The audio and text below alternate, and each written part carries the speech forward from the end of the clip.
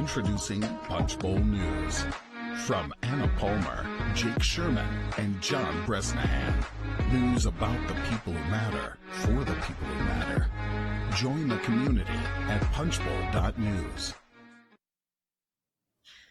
Well, good Wednesday morning. I'm Anna Palmer, CEO of Punchbowl News. I am joined by Jake Sherman, a fellow founder of Punchbowl News, and we are excited to have you join us for a pop-up conversation with Gina McCarthy, President Joe Biden's National Climate Advisor.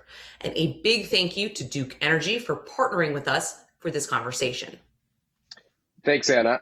Climate policy is a key initiative for the Biden administration and has become a focal point for this president, particularly when it comes to the infrastructure package currently being negotiated in Washington, something we're covering all the time. A reminder that if you tweet or share on social media, you can find us at Punchbowl News on Twitter and on Instagram. Before we get to our conversation with Gina McCarthy, I'd like to tee up a fireside chat that I had with Duke Energy CEO Lynn Good earlier this week on climate, infrastructure, and much more. Well, Lynn, thank you so much for joining us for this fireside chat. We appreciate Duke Energy's partnership in bringing the Gina McCarthy conversation live. But before that, I wanted to talk to you. Let's just kind of zoom out big picture. Duke has publicly said that you want to achieve at least 50% carbon reduction by 2030 and net zero by 2050. Those are big goals. The Biden administration has also talked about their goals for reaching net zero carbon emissions. Can you talk about the timeline and what needs to get done to make sure that these goals can happen? Anna, thank you. And it's really a pleasure to be with you today. To your point, the goals are bold goals, and we're committed to them. We bring to these goals a demonstrated track record of achievement. We're already at 40% carbon reduction off of the base of 2005, headed to at least 50% and then net zero. We have a clear line of sight on how to get there. Our capital plan has us spending close to $60 billion over the next 5 years and over $100 billion over the next decade to get to these goals. We're advocates for research and development for technologies that we believe we'll need in the 2030s, Anna. So I'm talking about hydrogen, advanced nuclear, and that clean tech investment in this decade will position us to reach net zero as we continue our progress. It's a part of this challenge, right? As you see it, I think as just everybody looks at trying to get to this net zero initiative is this technology gap, this technology challenge. Coal plants are closing. From your vantage point, you mentioned a couple of technologies, but what needs to really be brought on to scale towards that 2050 goal? Is there one or two that kind of need to be in the energy mix from your perspective? I think there are a couple of things I would point to, Anna, because there's no silver bullet or single technology. This industry has operated with diverse technologies over a long period of time because they all have different operating characteristics. I would point to the importance of hydrogen, and we're so pleased to see the focus on hydrogen, the Earth shot that the Department of Energy has focused on, and really the work that Duke and others in the industry are doing. I would also put advanced nuclear in the mix. We're a large nuclear operator. Over 50% of the power in the Carolinas comes from nuclear. So we're lending our operating expertise to new technologies. I would also add carbon capture and CCUS as being something that's important to look at. And then long duration storage technologies that give us the ability to move energy over longer periods of time. So I think all of these represent promising technologies. A lot of attention is being paid to them, and we're anxious to lend our support and our operating expertise to get there. President Biden has put forward a much more expansive view about the role of government in society. As a CEO, a major company with a big industry, with a large footprint across the country, can you talk about how you see the role of the private sector and government either working together, or where there may be times where you think the private sector wants to deploy capital and maybe government doesn't have that role? Anna, I think about the transformation we're undergoing in our industry, pursuing this carbon reduction and clean energy transition.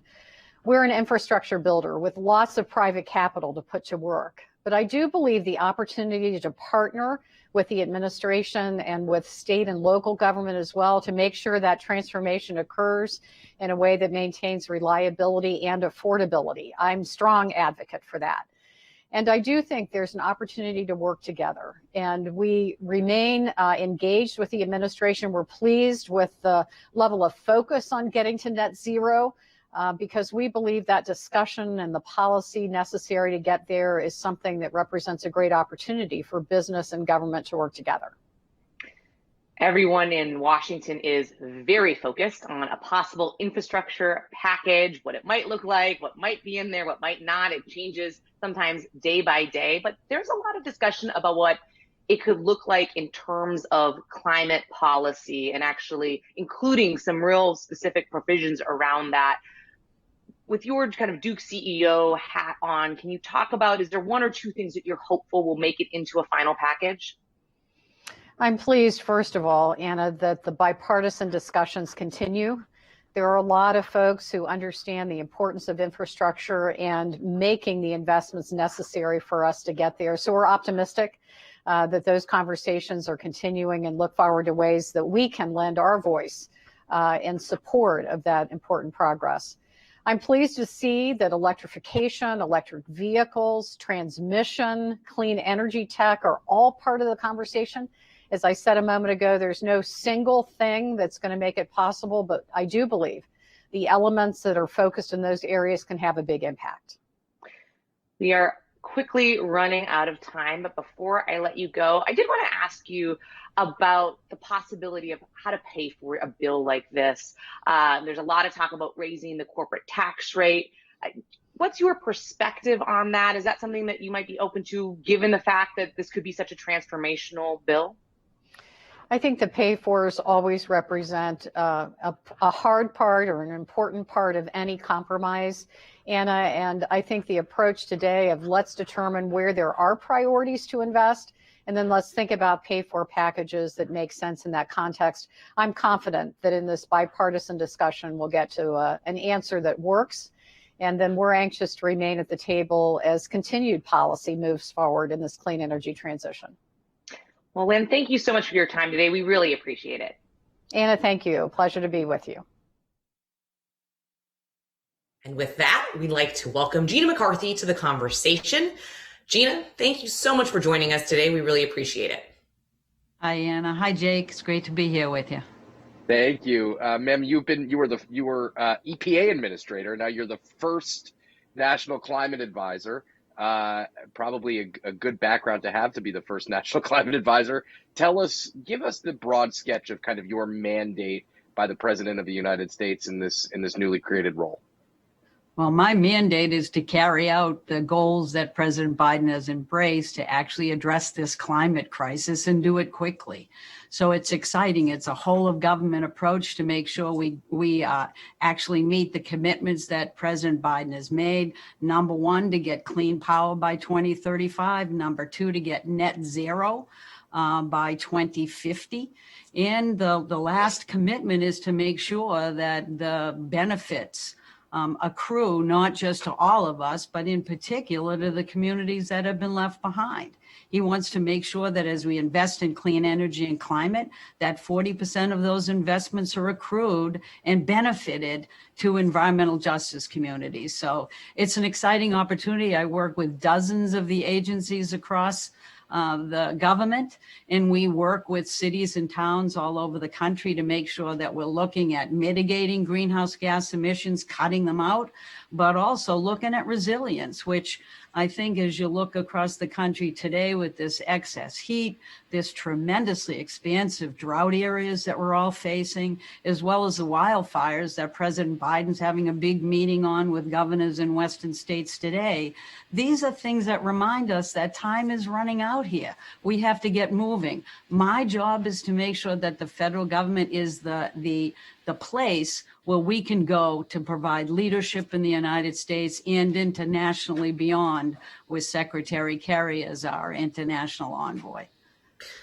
Talk a little bit about that. I mean, this is a big mandate and a lot of things happening on climate. This administration has taken a much more aggressive tack on climate policy than former President Donald Trump. Of course, the president rejoined the Paris Agreement. He held a White House summit on it. He's made climate a big part of a lot of his remarks in a way. I think a lot of people think of him as a foreign policy president or having experience in a lot of different areas, but really focusing on climate. How do you see this issue ranking as a policy goal for him and the administration? Oh, it's one of his highest 3 or 4 priorities, which he's made clear since day one. And Anna, the reason why you hear it a lot in the president's remarks is he knows that climate isn't just about what EPA does or what the Department of the Interior does. It is really something that needs to be considered and integrated in every decision we make, because climate change impacts all of us. It's not about the planet, it's about the people. And that's why we're incredibly excited about the bipartisan infrastructure framework, because it is a down payment on the kind of infrastructure investment that we need in this country. And we're investing in America again in a way that's bipartisan, but also incredibly popular. So there are real actions being taken, investments that are being made that are going to lay the infrastructure for a clean energy economy, restart our economy, grow jobs, good paying jobs. But as you know, we have to continue to incent and move forward to make sure that the private sector sees the signal that we're sending, that clean energy is it, and consumers get access to those kinds of technologies and products that will really move this country forward so we can win in the 21st century. Because this isn't about today. It is about the future of our country and whether we are going to be the America that we want to be. That's why these investments are critical. This and the next step to actually move forward with some tax credits, some consumer incentives, a clean energy standard, a civilian climate corps, which every young person wants to see happen. These are exciting moments, and we're going to deliver on them. And the president's been very clear that he's going to both move forward this bipartisan bill, and he's also going to move forward through a budgetary effort to actually make sure that we're not just building the infrastructure, but it's going to be filled with renewable energy and exciting new opportunities for people across the country. You know, I was talking, let's talk for a minute about that bipartisan infrastructure bill. Yeah. I was talking to Alexandria Ocasio-Cortez a couple days ago, who suggested that, climate change is obviously one of her top priorities, as you might imagine. Yes. And I think this, from my reporting, I think, Anna, you'd agree. I think the bipartisan infrastructure bill has increased the pressure to get more climate policy in this reconciliation bill. I guess two-pronged question for you. Number one, what is your biggest win in this bipartisan infrastructure bill in your area of the world? And number two, if you could give us a top line of what you think needs to be in that second piece. That reconciliation bill that's going to come, we hope by the end of this calendar year. Although I never count my eggs before they hatch, I guess is the term. So let's hear what you have to think about that. Hey Jake, I'm shooting for like the end of July. Come on, okay, well, let's be aggressive. I'll buy you dinner if you get it by the end of July. You're on. And no place cheap. That's all I'm going to say. You got it. It's on Anna. She'll pay. You're right. Well, there are a bunch of things in the bipartisan framework that I really think are going to be important. You know, there's 2 big areas where greenhouse gases need to be reduced. One is transportation. It's now number 1. And the second is the power sector. So in transportation, you are seeing incredible, bold investments in transit. You're seeing investments in EV infrastructure so that those electric cars can get out and people can feel comfortable that they're going to leave and get back home with still plenty of power to spare. We're talking about thousands of clean buses, school buses and transit buses. We're talking about opportunities to actually continue to advance our rail system. These are historic, big investments. Amtrak, might work better for all of us again. So we are talking about incredible transportation investments, but we're also talking about in the power sector, more grid investments. We need a transmission system that can bring in the renewables in and also make sure that as we hit extreme heat and extreme cold, that it's resilient enough to work. And all of the roads and bridges that we're talking about, the airport investments, all those investments are going to consider climate resilience when we rebuild. We know we're not where we need to be. And so this is an infrastructure investment that should make sense for everyone. It's long-term, it's big, and it's bold. But the other thing that I'm excited about here are the equity investments. You know, the president's making good in his Justice 40 investments. He's talking about really big investments in water infrastructure so we can get those lead pipes out and give our children a capacity to grow as they were intended to grow and not hold them back. We're talking about incredible investments in broadband. If you don't have broadband access, I don't know how you're going to succeed in today's economy. We have to get everybody access to broadband. We're talking about efforts to actually expand our environmental remediation of dirty sites. We're talking about putting workers back to work on oil and gas wells that haven't been closed, they've been abandoned, closing those up and reducing methane emissions. And we're talking about all kinds of additional opportunities here that will put people back to work and make us feel good about our country again. So these are clear opportunities. And in the second package, which the president has made very clear he's going to pursue, and he's going to drive both steps forward, we are talking about tax credits that will actually get the private sector to invest. We're also talking about getting them to invest in a way that matches up with our new infrastructure bank, our finance system, that's going to expand these investments and attract private sector into the game. We're talking about providing consumer credits and rebates so that they can have access to the electric vehicles of the future.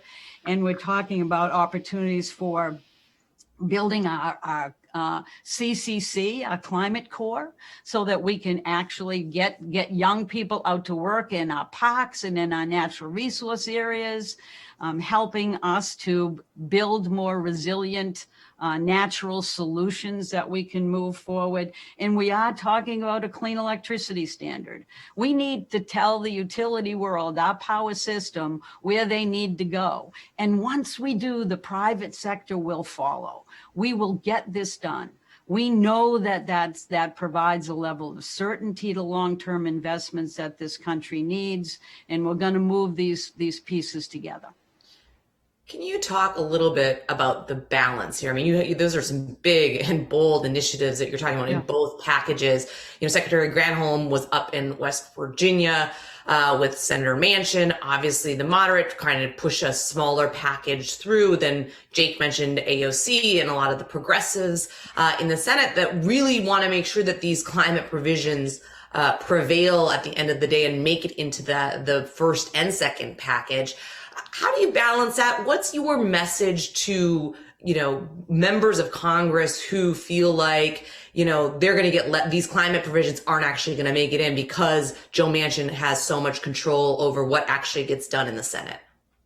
Look, one of the reasons why President Biden wanted to start with the bipartisan plan was to show everybody that we can work across the aisle. We're America. We've got to make democracy work here. And so it was, I think, a very clear signal that this is something the American public wants. And both sides of the aisle have to reconcile themselves to that. We want to be safe. We want to invest in ourselves. We want that investment to be sufficient so that the United States won't just grow millions of new, really good paying jobs with union access, because that's part of this picture, but also do it in a way that recognizes that we have to have a healthy future to hand to our children. We have to address climate change. So we have to be bold. If we take narrow a view of this, then we will not be able to look our grandchildren in the eye and tell them that we did everything we could to keep America strong, to get America to win in the race to clean energy, which we need to win, and to hand them a future that we would be proud to hand to them. And so that's really what this is all about. And there's no shortcut to that. But honestly, Anna and Jake, isn't it about time we spent some money on infrastructure? I'm 67 years old. And it was the generation before me, my mother's generation, that spent this kind of money before. So let's wake up. Let's smell the coffee here. Let's recognize the situation we're in. And honestly, if we sit on the sidelines, we're going to get our butts kicked because all the supply chains are going to continue to be in China. We're not going to reinvigorate our manufacturing sector, which is heavily invested in this bipartisan plan. And we're not going to be able to move our country forward in the way that every one of us expects America to stand up. So this is about leadership. This is about today and protecting ourselves, but it's also about grabbing that future that is laying right in front of us. And yes, we may argue about should it be 6 billion or 1.2 billion or 4 billion. But honestly, we will get there because the Democrats are going to stand tall and they're going to stand together. And President Biden has found a way for a bipartisan deal that works for the American public. And I couldn't be more excited about it and anxious to move both pieces forward in July, Jake. Let me, good luck. Let me ask you this. So could you, let's drill down on that for a second. What are those non-negotiables in the, I mean, you have the first package out there. We'll have to see if that kind of stays together. But what are the non-negotiables when it comes to the second package that we should see in the next, I don't know when we'll see it, but you say in July. But what are those non-negotiables? Give me one or two non-negotiables that need to be in that package. Tax credits. We need to incent the private sector to step up. We need to make sure that we're sending a signal that we want renewable energy and that it is going to win in the marketplace. That signal was sent before. We need long-term signals on the kind of tax credits that are going to keep the private sector investing.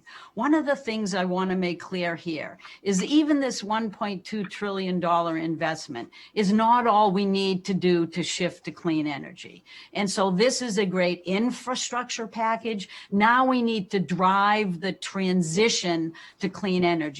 That's about tax credits. That's about incenting the private sector to actually invest in renewable energy, invest in the grid system we need for that. And it's also about developing a clean energy standard, which says, where do we need to be in 2030? Where do we need to be in 2035 to hit that net zero target? It's about investing in innovation. I mean, we know we have actions on the Hill that are going to be moving forward with R&D. Those have to continue to move forward. And so we do have some bottom lines in this, Jake. We need that second package. We need tax credits. We need a clean energy standard. Love to see a civilian climate corps, get those young people out running around, getting engaged, getting prepared for the jobs of the future, moving forward on natural solutions. But honestly, Jake, as you know, I know I'm the climate person, but I also have children and grandchildren. This package is also going to invest in American families as well. And I think the president considers that to be a commitment he made, and he's going to deliver on it. I want to ask you a question about that. This 2030, 2035 goal, the energy mix. What role does nuclear have? Do you have to think about things in a different way beyond just kind of the energy mix that's happening today? Yeah. By the way, I was listening with the conversation you had with Lynn, and she mentioned nuclear as well. And I just want to thank her and really the utility sector in general for all their participation and support and things like the clean energy standard and other things. They know where they're heading. They want to make money. They are going to make lots of money, but not by producing fossil fuels, but by producing the kind of clean energy that's going to save all of us money. So this is very exciting. But, the president's very convinced at this point that we should go with an all of the above strategy. We need to invest. We need to invest in CCUS, carbon capture, because we know the manufacturing sector is going to need it. We need to invest in green hydrogen. And yes, we need to take a look at how we make sure the existing nuclear fleet that's safe and efficient remains in the books and active for a period of time. And we need investments in the nuclear of the future. And so I don't dispute what Lynn is saying. We need to invest in all of the above. And frankly, there's no reason to take things off the table. There's every reason to actually do these investments. That's part of what the tax credits are all about. Let's keep trying, see where the winners are. And there's already lots of winners. We know renewable energy is really winning in every part of the United States of America. We just need to get the infrastructure there so they can access more renewables, get them into the grid, make sure our grid is resilient, and make sure we deliver the kind of products that consumers want, both vehicles they want that are efficient and really cool to drive, by the way, and also that their houses are efficient. And they really have an opportunity, I think, for everybody to get the kind of good jobs we actually all want. So I want to ask you a little bit of a topical question here. Massive heat wave out west. We're seeing record temperatures in Portland. So I kind of want to throw this open to you. I mean, how do you explain this? Number one, and I think I know the answer to that. Number two, what can the government do in the short term here? And I mean, could you just give a sense, and I'm sure you have this data like just percolating in your head already, how much outside of the norm is this? I mean, and how much should we anticipate this will continue or not continue? Well, we are seeing the highest temperatures on record in places like Washington, the state of Washington. Canada just hit its highest ever level. We are seeing temperatures that are extraordinary. And we're seeing actually following that heat because it's consistently hotter. Never mind just the extreme heat. But we're seeing that almost half of the people in the United States are living in areas that have drought conditions. This is getting very serious. And we're also seeing wildfires sprouting out earlier. We have more than we've ever seen before at this time of the year. And we have that dryness, and that drought means we have all kinds of fuel sitting around like old, wood that's sitting around in trees that we just haven't had the resources to address. And it just keeps getting worse and worse. So we're going to see wildfires continue. That's the reason why President Biden has pulled together a meeting today with all of the Western governors to talk about these heat issues and how do we make sure we're protecting people. And that concerns me greatly, because we now know that these high heats can happen anywhere. We have to have cooling centers. We have to take care of our seniors, knock on our neighbors' doors, making sure they're taking care of themselves. And we have to make sure our laborers are protected, especially our outdoor laborers. But he's going to talk to the governors about what we're seeing. Jake, I'd like to think that this was abnormal. It is right now, but it just may be the new normal that we have to face. Because climate change doesn't get reversed, which is why it's so important for us to invest now, because it will only get more difficult to keep people safe and give our kids a healthy future if we delay these investments that are so critical to all of us today to rebuild our economy, but are going to deliver the United States in leadership position on clean energy moving forward. Well, unfortunately, we are almost out of time, and that was a kind of a gloom and doom to end. But I do want to ask, you have a real optimistic point of view when you talk about these issues that are obviously critical.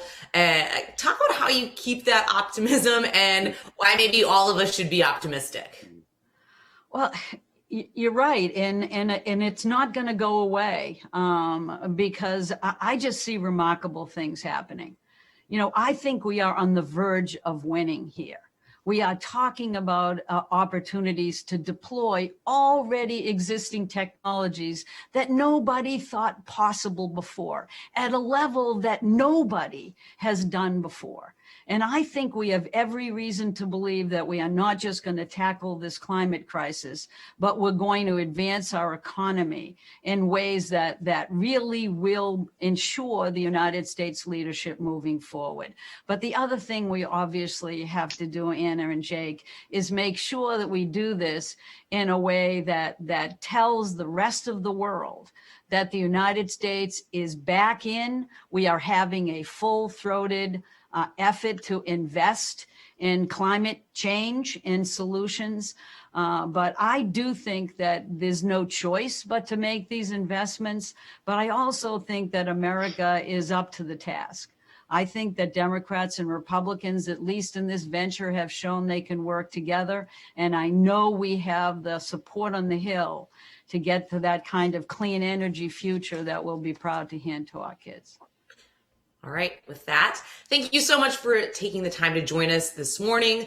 A big thank you to Duke for partnering with us for this pop-up conversation. And thank you for watching. You can sign up for our free AM newsletter at punchbowl.news, where we'll keep you up to date on all of our upcoming events, moving in person next month, which we're very excited about. Have a great day and stay safe.